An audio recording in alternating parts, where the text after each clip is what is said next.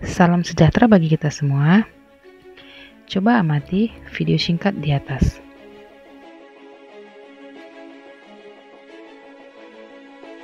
Anak-anak ibu, video yang kalian tonton sekarang adalah video pengangkatan jenazah dari pahlawan-pahlawan evolusi di peristiwa G30 SPKI pada tahun 1965.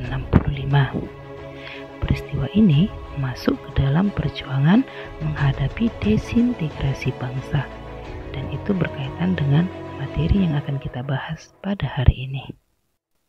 Jadi yang akan saya bahas hari ini adalah bagaimana sih negara Indonesia menghadapi perjuangan-perjuangan ataupun pemberontakan-pemberontakan dalam proses desintegrasi bangsa.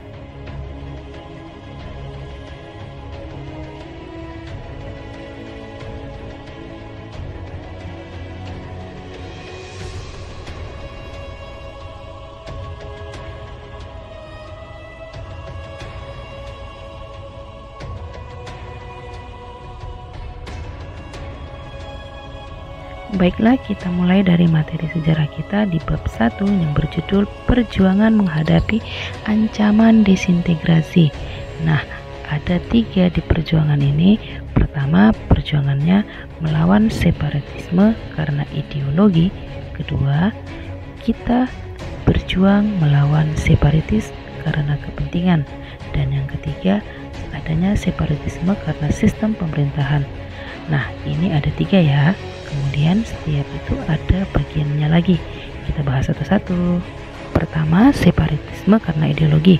Separatisme ideologi di Indonesia pernah terjadi sebanyak 3 kali loh, yaitu pertama, pemberontakan PKI di Madiun tahun 1948, yang kedua ada lagi pemberontakan DITII, dan yang ketiga adalah peristiwa G30 SPKI tahun 1965.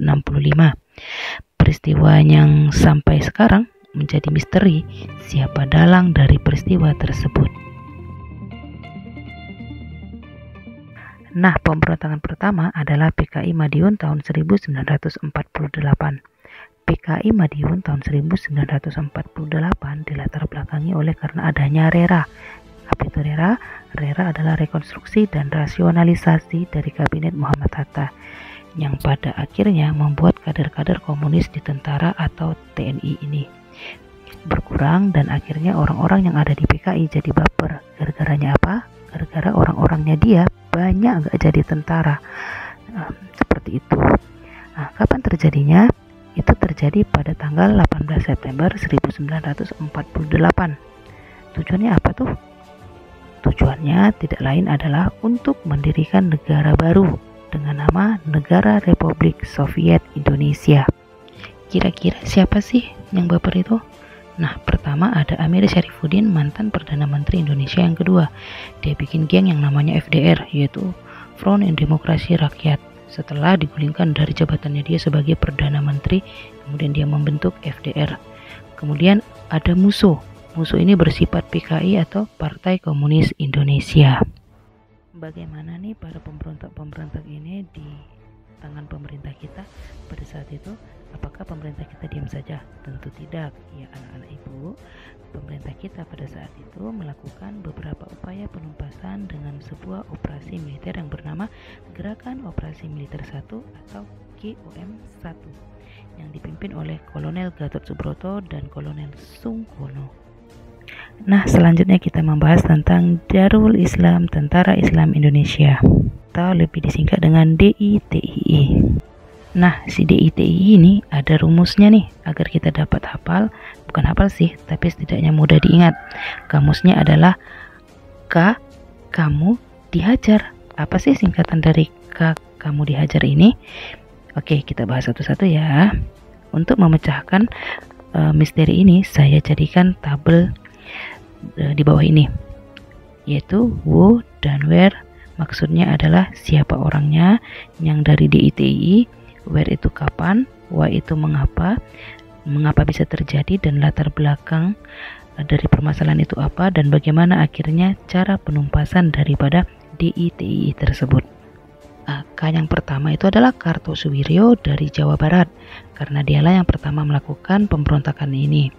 Nah, kapan terjadinya? Kartosuwiryo mendeklarasikan negara Islam Indonesia pada tanggal 7 Agustus 1949. Kenapa? Karena si Kartosuwiryo tidak puas dengan perjanjian Renville, karena pasukannya dia ada yang namanya Isobillah dan Isobuloh yang diharuskan hijrah dari Jawa Barat ke Jawa Tengah. Oleh karena itu dia tidak merasa puas dan memberontak dan mendirikan negara sendiri dengan nama Negara Islam Indonesia. Bagaimana penumpasannya? Nah, ditumpaskan oleh operasi militer bernama Baratayuda dan taktiknya bernama taktik pagar betis. Dan akhirnya Kartosuwiryo ditangkap dan dieksekusi mati di Pulau Ubi di Kepulauan Seribu. Selanjutnya nomor 2 ada Amir Patah. Amir Patah dari Jawa Tengah, dia melakukan aksinya pada tanggal 23 Agustus 1949.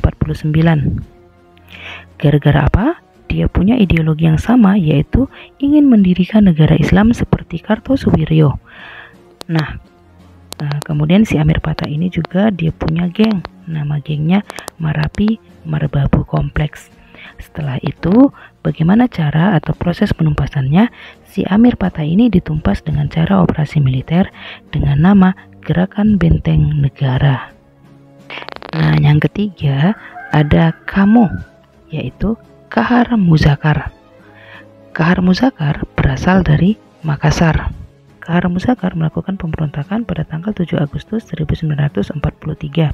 Gara-gara apa sih kok sampai melakukan pemberontakan? Nah, si Kahar Muzakar ini dia punya geng namanya Geng Komando Gerilya Sulawesi Selatan yang kepengen masuk APRIS. Nah, kalau mau masuk tentara itu kan harus seleksi dulu. Jadi beberapa anggota dari kelompoknya adanya nggak bisa masuk karena seleksi ini.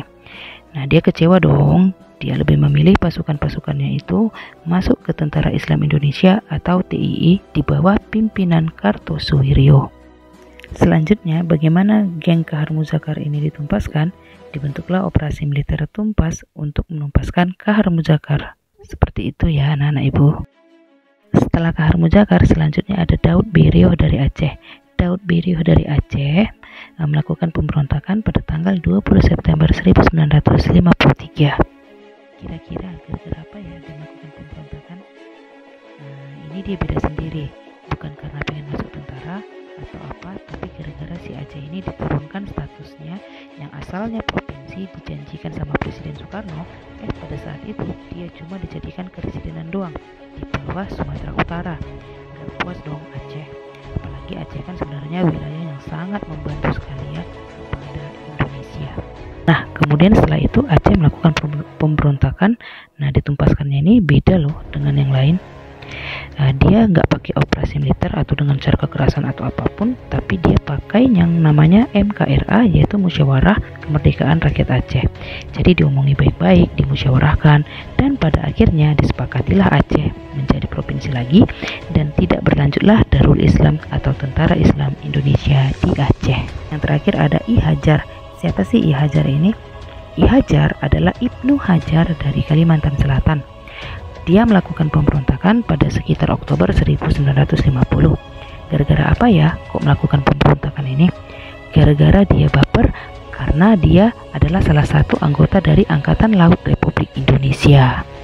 Nah, ternyata Angkatan Laut Indonesia yang dia masuk di situ tidak semuanya masuk APRIS. Nah, kemudian dia membentuk sebuah geng yang namanya KRYT.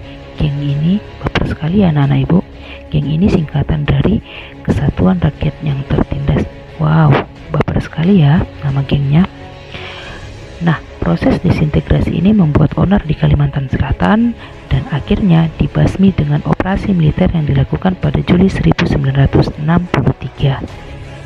Dan akhirnya setelah itu semua Darul Islam, Tentara Islam Indonesia berhasil ditumpas semua sama pemerintah kita.